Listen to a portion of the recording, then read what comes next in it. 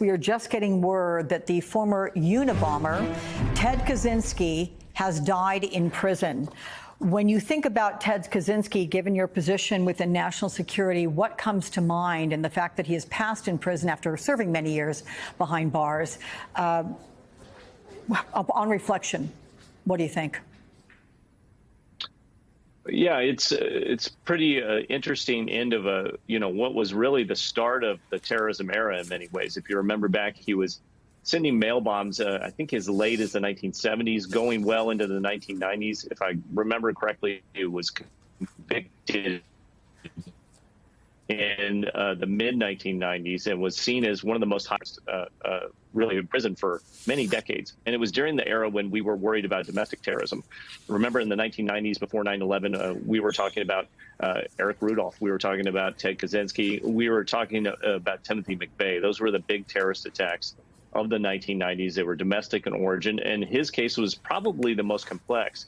He sent a series of bombs. It took him a long time. The FBI, the massive investigation spanning many different states and jurisdictions. And really what was the thing that brought Kaczynski down was they actually allowed the media to print his manifesto. And that is what broke the case open, because his brother, Kaczynski's brother, was the one that read the manifesto and recognized the writing. So it was a remarkable investigative step.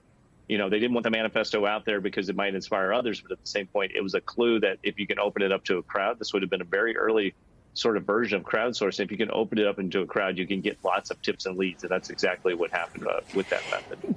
Given the time when this happened, I mean, as you say, it was sort of prescient to things that happen in a more commonplace way, tragically, since he was arrested.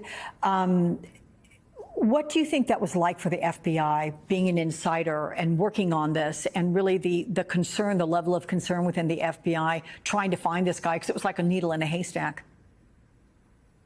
This was one of the cases I was trained on as a brand new agent at the FBI Academy. It was one of the, terrorism cases that they sort of trained on, like, what do you do when you have a lone actor who's highly intelligent, who knows how to cover their tracks, who uses a somewhat random pattern and try and trace that out when they're delivering through the mail. It is the last of really the pre-internet, highly complex terrorism investigations in many ways. There were hundreds, if not thousands, of agents that worked on this case over many years. And it really just points back to like how complex things were in the analog era. You were looking at newspapers, you were looking at linguistics, you were taking tips and leads off of telephones and going out and interviewing people in person. Very different from the investigations you'd see today, which largely are driven by internet traffic, social media presence, doing, polls of cell phones and credit cards. Wildly different compared to what we see today. It's really a forerunner of what was to come.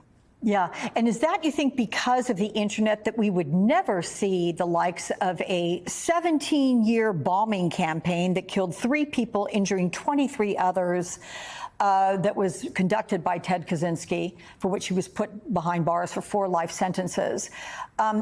Do you think that we wouldn't see that today because of the ability that the FBI, DOJ, investigators have to scour the internet and use technology to do so? Yes, it's not just the internet. It's also a lot of the technical capability that the cases like this actually spawned, which was, how do we understand and trace mail traffic? How do we look for fingerprints in different locations or ways? There's lots of different, imagery and sensors that are out there now that we can use. And also just in terms of, think of everything from license plate readers to, CCTV cameras that are around every building.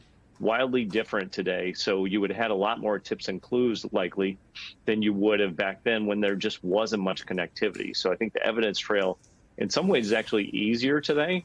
But what we mostly see is crimes that are occurring by, with, and through the internet rather than doing it in the analog method. And I think that's what was so complex about this is he stretched his attacks out over many, many years.